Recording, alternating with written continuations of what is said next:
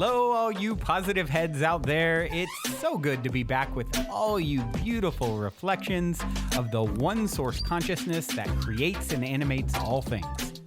If you're new to this podcast, of course, we are super happy to have you here, and we just ask that you bring an open mind and heart to your listening experience and to be prepared to explore vantage points that I'm convinced will help shift or solidify your current understanding of the ultimate nature of reality in a way that is extremely empowering. Speaking of exploring powerful perspectives, I would like to gift my book, The Golden Key, Modern Alchemy to Unlock Infinite Abundance to you at goldenkey.gift, where you can get the audio or ebook as my gift to you by using the code POSITIVEHEAD at checkout.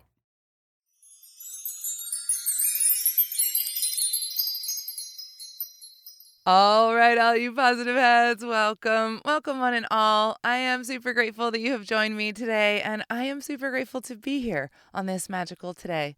Always a magical today, of course, if we decide to make it one. We have the power of that choice every single day.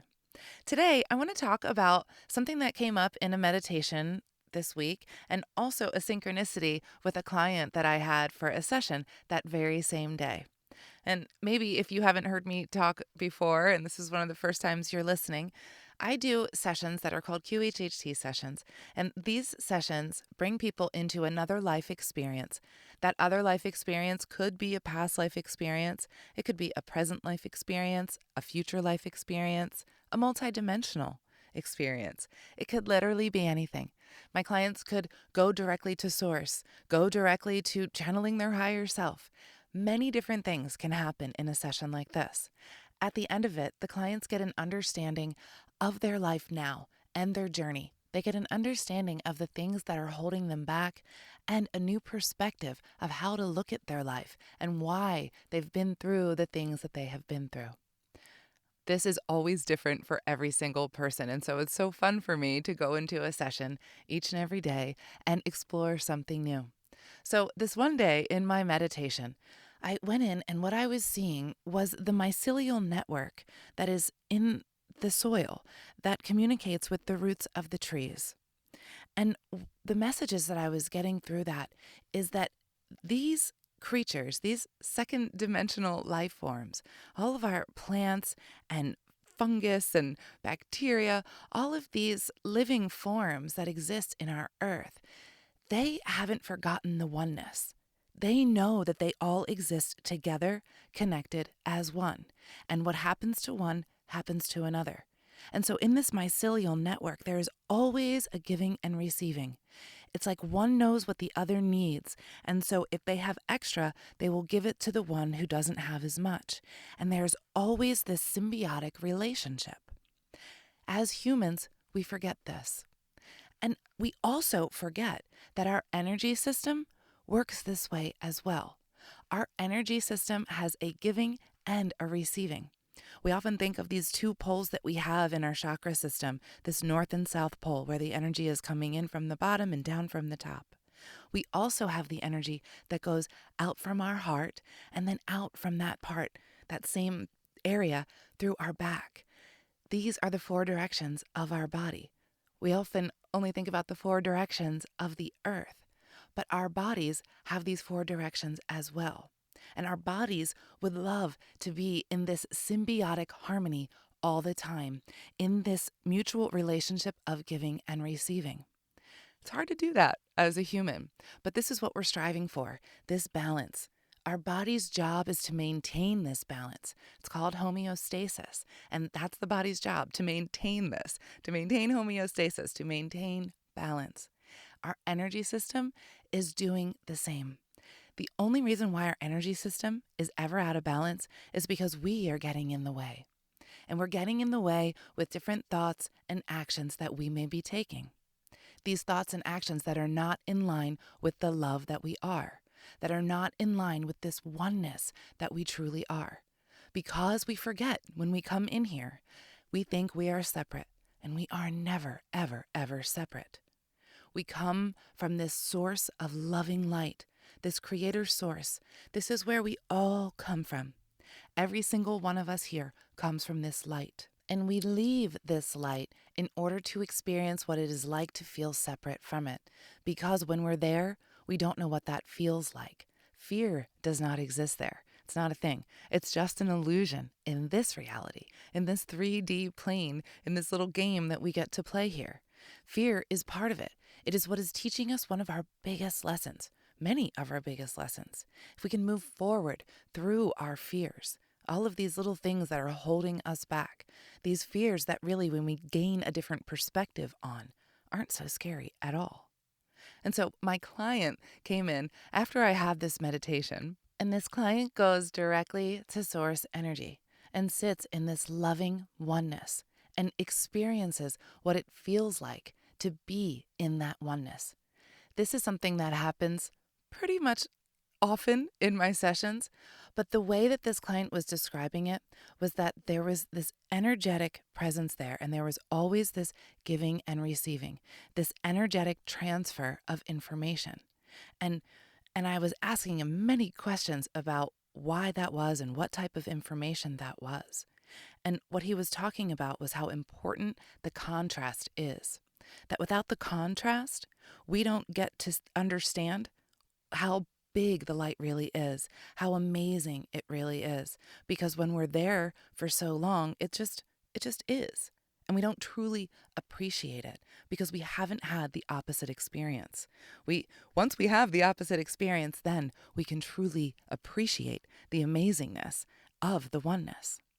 And so we choose to come here and have these experiences in all of this contrast, and it is all part of the one. There is no good, there is no bad, no better, no lesser, all here for the experience. When you look at it from a higher dimensional perspective, all of the experiences are just experiences, and they are purposeful, and they are part of the lesson and part of the journey. Because without this contrast, we don't get to truly understand the light. We just don't. It's not part of how we understand. We have to get it through the contrast. And if we're not a being that needs that needs the contrast, then we don't come here. Or maybe we do as a volunteer. But the thing is, when we come in as a volunteer, we have to play the same game as everybody else. And so then in comes the contrast. And we all get to experience it. And we all get to play this game because that is really what it is. When we remember how connected we are, that this game is really about a mutual symbiotic relationship of giving and receiving. This game is a really fun, enjoyable, magical game. And it's a magical game, of course, from the soul's perspective. It doesn't feel like it's such a magical game here. It feels really hard sometimes.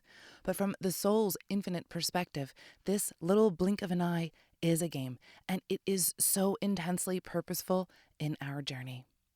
And so very, very often, I have sessions where clients are reminded of this oneness because it is so important that we pierce through this veil of forgetting and remember who we are.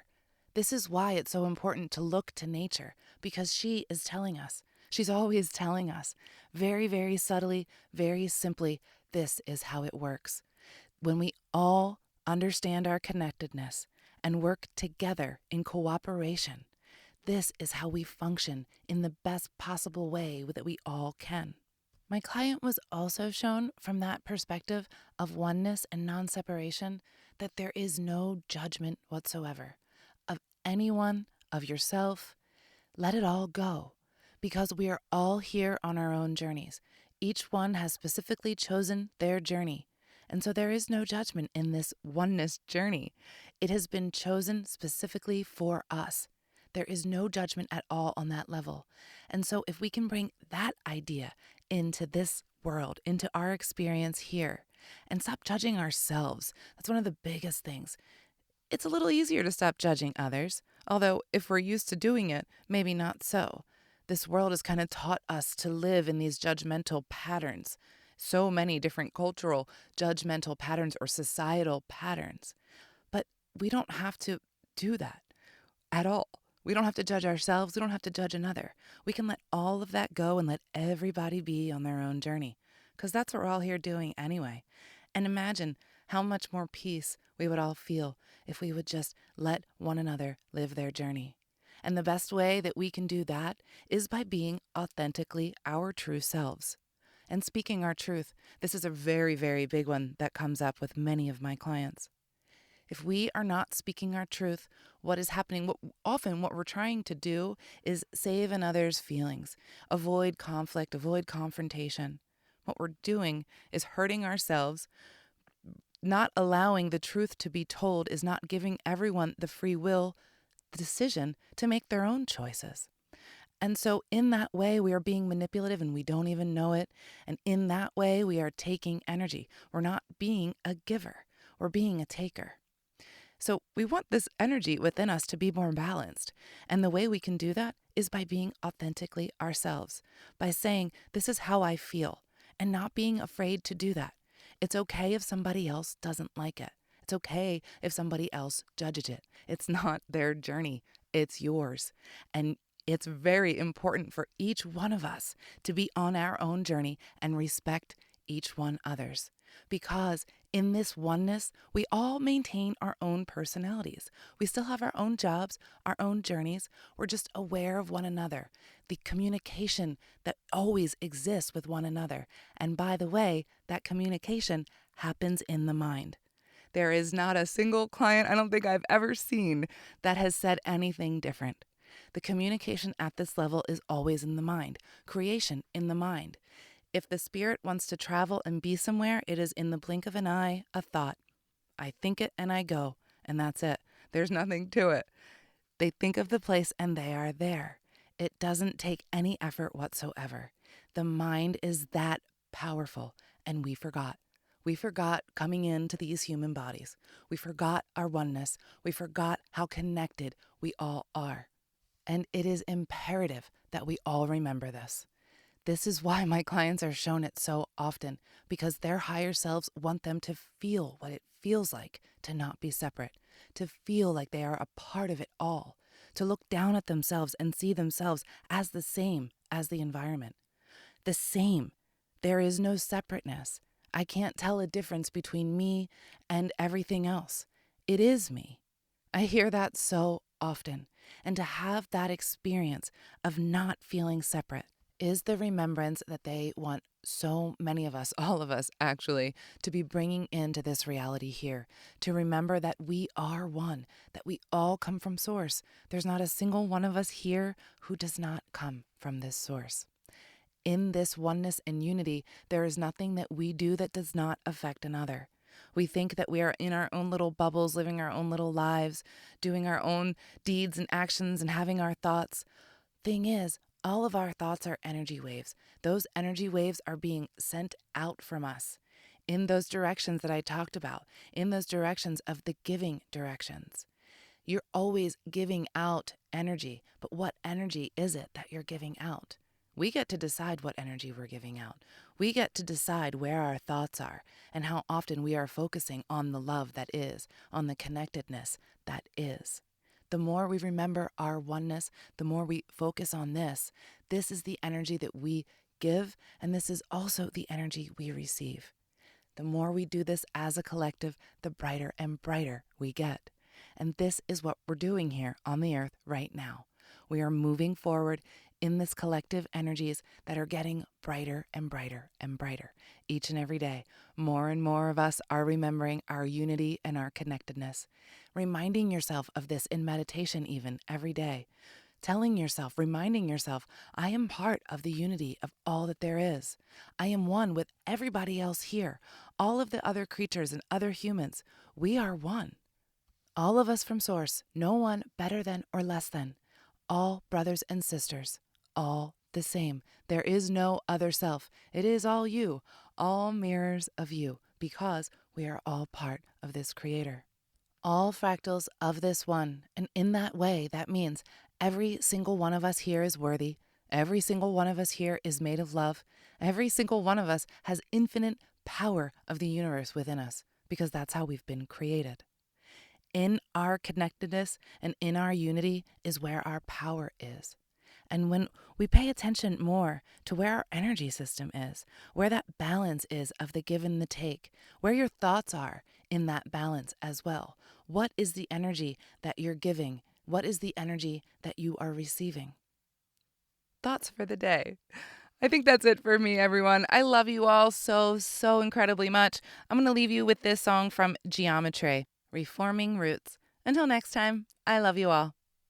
Also, before we cue up today's song, as a quick reminder, don't forget to download the Golden Key audio or ebook as my free gift to you at goldenkey.gift using the Golden Key code POSITIVEHEAD. And please, if you enjoy my gift, leave a positive review on Amazon so others can unlock their lives with the help of the Golden Key as well.